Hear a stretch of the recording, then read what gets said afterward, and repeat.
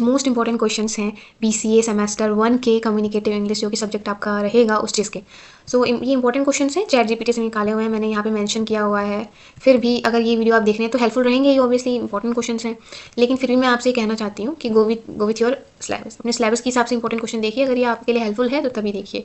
Go for the teachers note, teachers के note जो हैं उनके हिसाब से देखिए। अगर आपका सिलेबस और टीचर की नोट वो चीज़ तो सबसे बढ़िया होती है आई थिंक सो, लेकिन ये जो है ये इंपॉर्टेंट क्वेश्चन है कम्युनिकेटिव इंग्लिश के, जल्दी से रिवाइज करने के लिए। सो ये सब चीज़ें आप खुद ही पढ़ लीजिएगा, सीधे हम क्वेश्चंस डिस्कस करते हैं। And I do have the syllabus and important question, you can follow this channel and I will provide this, just comment down, I will give it to you.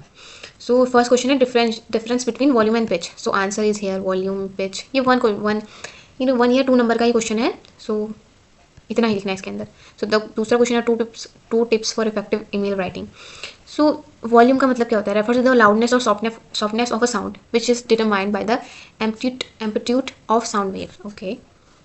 Pitch refers to the frequency of the sound, determining whether the sound is high or low in tone. So, 2 tips for effective email writing: be clear and concise.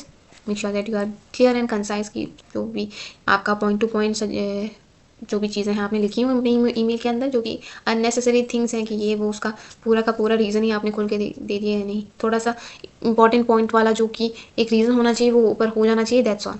Use a professional tone.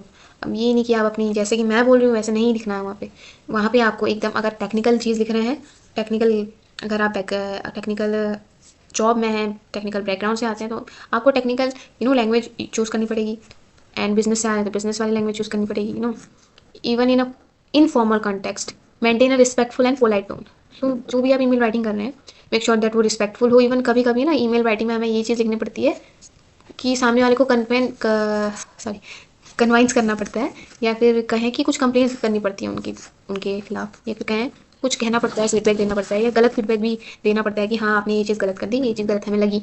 तो वो भी चीज़ जो भी है वो polite tone में होनी चाहिए। और अगर इनफॉर्मल है, फॉर्मल नहीं है, ऐसे ईमेल राइटिंग कर रहे हैं, तो उस कॉन्टेक्स्ट में भी आपको रिस्पेक्टफुल रहना है और अपनी टोन को पोलाइट रखना है। So this is the second question. समझाने नहीं है क्वेश्चन सारे, यू नो दैट कि ये इंपॉर्टेंट क्वेश्चन है और आंसर दिए हुए हैं, तो you just have to go for it. समझाने का कोई मतलब नहीं है इतने आसान आंसर